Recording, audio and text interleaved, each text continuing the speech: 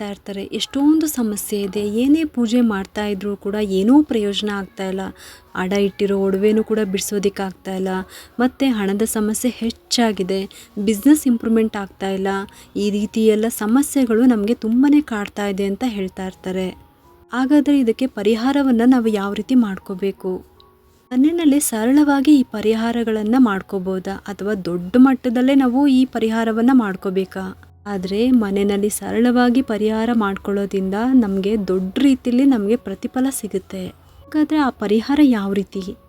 ಇವತ್ತಿನ ವಿಡಿಯೋದಲ್ಲಿ ಶರತ್ ಹುಣ್ಣಿಮೆ ಯಾವಾಗ ಪ್ರಾರಂಭ ಆಗುತ್ತೆ, ಯಾವಾಗ ಮುಕ್ತಾಯ ಆಗುತ್ತೆ, ಅಕ್ಟೋಬರ್ನಲ್ಲಿ ಬರುವಂಥ ಹುಣ್ಣಿಮೆ ಬಗ್ಗೆ ನಾನು ನಿಮಗೆ ತಿಳಿಸ್ತಾ ಇದ್ದೀನಿ. ಈ ದಿನ ತುಂಬಾ ವಿಶೇಷವಾದ ದಿನ ಅಂತಲೇ ಹೇಳ್ಬೋದು. ಬನ್ನಿ ಇವಾಗ ಶರತ್ ಹುಣ್ಣಿಮೆ ಯಾವಾಗ ಪ್ರಾರಂಭ ಆಗುತ್ತೆ, ಯಾವಾಗ ಮುಕ್ತಾಯ ಆಗುತ್ತೆ, ಮತ್ತು ಈ ದಿನದ ವಿಶೇಷವಾದ ಪೂಜೆ ಆದರೂ ಯಾವುದು, ಇದೆಲ್ಲನೂ ಕೂಡ ಇವತ್ತಿನ ವಿಡಿಯೋದಲ್ಲಿ ನಾನು ನಿಮಗೆ ತಿಳಿಸ್ತಾ ಇದ್ದೀನಿ. ಶರತ್ ಹುಣ್ಣಿಮೆ ಅಥವಾ ಅಶ್ವಯುಜ ಹುಣ್ಣಿಮೆ ಅಂತ ಈ ಹುಣ್ಣಿಮೆನ ಕರಿತೀವಿ. ಹಾಗಾದರೆ ಈ ಶರತ್ ಹುಣ್ಣಿಮೆ ಯಾವಾಗ ಪ್ರಾರಂಭ ಆಗುತ್ತೆ ಅಂತ ಅಂದರೆ 6ನೇ ತಾರೀಕು ಅಕ್ಟೋಬರ್ ಸೋಮವಾರ ಮಧ್ಯಾಹ್ನ 12:20 ಪ್ರಾರಂಭ ಆಗಿ 7ನೇ ತಾರೀಕು ಮಂಗಳವಾರ ಬೆಳಗ್ಗೆ 9:15 ಮುಕ್ತಾಯ ಆಗ್ತಾ ಇದೆ. ಈ ದಿನ ವಿಶೇಷವಾಗಿ ಸತ್ಯನಾರಾಯಣ ಪೂಜೆ ಅಂತೂ ನಾವು ಮಾಡೇ ಮಾಡ್ತೀವಿ. ಅದ್ರ ಜೊತೆಗೆ ಲಕ್ಷ್ಮೀ ಪೂಜೆನೂ ಕೂಡ ಮಾಡಲೇಬೇಕು. 2 ದಿನ ಹುಣ್ಣಿಮೆ ಇರೋದ್ರಿಂದ ಲಕ್ಷ್ಮೀ ಪೂಜೆ ಮತ್ತು ಸತ್ಯನಾರಾಯಣ ಸ್ವಾಮಿ ಪೂಜೆ ಮಾಡೋ ಅಂಥವ್ರು, ಅಂದರೆ ಅವರು ಸಿಂಪಲ್ಲಾಗಿ ಪ್ರತಿ ಹುಣ್ಣಿಮೆಗೆ ಮನೆಯಲ್ಲಿ ಸತ್ಯನಾರಾಯಣ ಸ್ವಾಮಿ ಪೂಜೆ ಮಾಡ್ತಾ ಇದ್ದರೆ ಯಾವ ದಿನ ಮಾಡಬೇಕು ಅನ್ನೋದನ್ನು ಕೂಡ ತಿಳಿಸ್ತಾ ಇದ್ದೀನಿ. ಸಾಮಾನ್ಯವಾಗಿ ಸೂರ್ಯ ಉದಯದ ಸಮಯದಲ್ಲಿ ಯಾವ ತಿಥಿ ಇರುತ್ತೋ ಆ ದಿನ ಪೂರ್ತಿ ಅದೇ ಲೆಕ್ಕ ಬರುತ್ತೆ. ಆ ರೀತಿ ನೋಡೋದಾದರೆ 7ನೇ ತಾರೀಕು ಮಂಗಳವಾರ ಸೂರ್ಯೋದಯದ ಸಮಯದಲ್ಲಿ ಹುಣ್ಣಿಮೆ ತಿಥಿ ಇರುತ್ತೆ. ಹಾಗಾಗಿ 7ನೇ ತಾರೀಕು ಮಂಗಳವಾರ ಹುಣ್ಣಿಮೆ ಪೂಜೆಯನ್ನು ಮಾಡ್ಕೋಬೇಕು, ಹುಣ್ಣಿಮೆ ಆಚರಣೆ ಮಾಡಬೇಕು. ಈ ದಿನ ಸತ್ಯನಾರಾಯಣ ಸ್ವಾಮಿ ಪೂಜೆ ಕೂಡ ಮಾಡಬಹುದು. ಆದರೆ ಲಕ್ಷ್ಮೀ ಪೂಜೆ ಹುಣ್ಣಿಮೆ ದಿನ ಮಾಡಬೇಕು ಅಂತ ಅಂದರೆ ಚಂದ್ರೋದಯದ ಸಮಯದಲ್ಲಿ ಹುಣ್ಣಿಮೆ ತಿಥಿ ಇರಬೇಕು. ಆಗ ನಾವು ಲಕ್ಷ್ಮೀ ಪೂಜೆ ಮಾಡೋದ್ರಿಂದ ಅಧಿಕ ಫಲ ಸಿಗುತ್ತೆ. ಈ ದಿನ ಲಕ್ಷ್ಮೀ ಪೂಜೆ ಅಂತೂ ತುಂಬಾ ವಿಶೇಷ ಅಂತಲೇ ಹೇಳ್ಬೋದು. ಯಾವ ಸಮಯದಲ್ಲಿ ಲಕ್ಷ್ಮೀ ಪೂಜೆ ಮಾಡಬೇಕು, ಈ ಹುಣ್ಣಿಮೆಯ ವಿಶೇಷತೆ ಏನು, ಪ್ರತಿಯೊಂದನ್ನು ಕೂಡ ತಿಳಿಸಿದ್ದೀನಿ. ತುಂಬ ಜನ ಹೇಳ್ತಾ ಇರ್ತಾರೆ, ಎಷ್ಟೊಂದು ಸಮಸ್ಯೆ ಇದೆ ನಮಗೆ, ಏನೇ ಪೂಜೆ ಮಾಡಿದ್ರೂ ಏನೂ ಪ್ರಯೋಜನ ಆಗ್ತಾ ಇಲ್ಲ, ಅಡ ಇಟ್ಟಿರೋ ಒಡವೆನೂ ಕೂಡ ಬಿಡಿಸೋದಕ್ಕೆ ಆಗ್ತಾ ಇಲ್ಲ, ಮತ್ತು ಹಣದ ಸಮಸ್ಯೆ ಹೆಚ್ಚಾಗಿದೆ, ಬಿಸ್ನೆಸ್ ಇಂಪ್ರೂವ್ಮೆಂಟ್ ಆಗ್ತಾ ಇಲ್ಲ, ಈ ಥರದೆಲ್ಲ ಸಮಸ್ಯೆಗಳು ನಮಗೆ ತುಂಬಾ ಕಾಡ್ತಾ ಇದೆ ಅಂತ ಕಮೆಂಟ್ ಮೂಲಕ ತಿಳಿಸಿದ್ರಿ. ಪರಿಹಾರ ಕೂಡ ಇದೇ ವಿಡಿಯೋದಲ್ಲಿ ತಿಳಿಸ್ತಾ ಇದ್ದೀನಿ.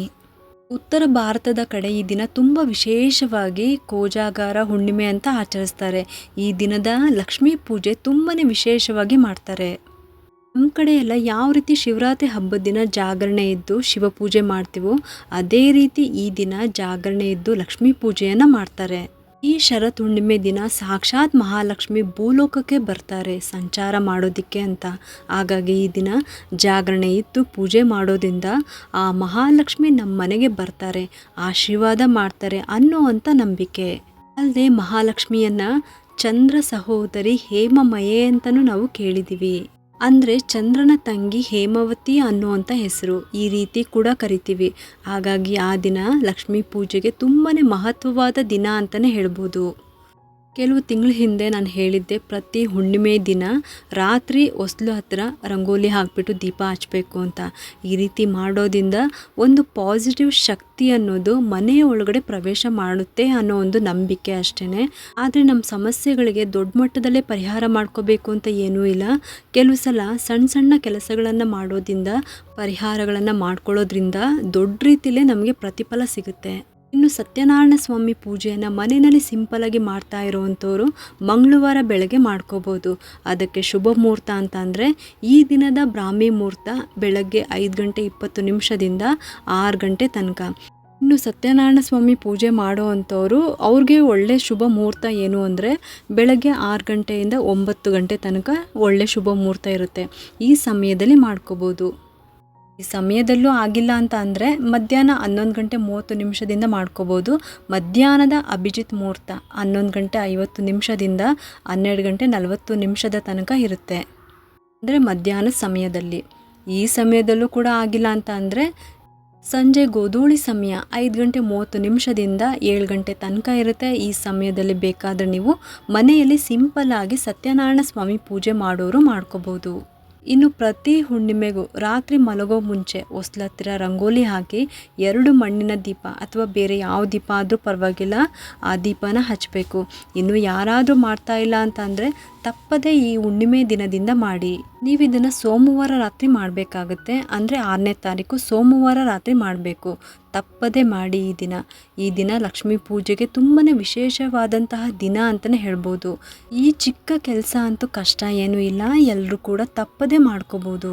ಇಷ್ಟು ಕೂಡ ಶರತ್ ಹುಣ್ಣಿಮೆ ಅಥವಾ ಅಶ್ವಯುಜ ಹುಣ್ಣಿಮೆ ಯಾವಾಗ ಪ್ರಾರಂಭ ಆಗುತ್ತೆ, ಯಾವಾಗ ಮುಕ್ತಾಯ ಆಗುತ್ತೆ, ಈ ದಿನದ ವಿಶೇಷವಾದ ಲಕ್ಷ್ಮೀನಾರಾಯಣರ ಪೂಜೆಯನ್ನು ಮಾಡಲೇಬೇಕು.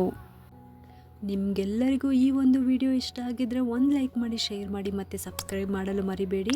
ಏಕೆಂದರೆ ನೀವು ಮಾಡೋ ಒಂದು ಸಬ್ಸ್ಕ್ರೈಬಿಂದ ನಮ್ಮಂತಹ ಸಣ್ಣ ಸಣ್ಣ ಚಾನಲ್ಸ್ಗೆ ಒಂದು ಸಪೋರ್ಟ್ ಮಾಡ್ದಂಗೆ ಆಗುತ್ತೆ. ಮತ್ತೆ ಸಿಗ್ತೀನಿ ಮುಂದಿನ ಹೊಸ ವಿಡಿಯೋದೊಂದಿಗೆ ಅಂತ ಹೇಳ್ತಾ ಈ ವಿಡಿಯೋನ ಮುಗಿಸ್ತಾ ಇದ್ದೀನಿ. ಸರ್ವೇ ಜನ ಸುಖಿನೋ ಭವಂತು.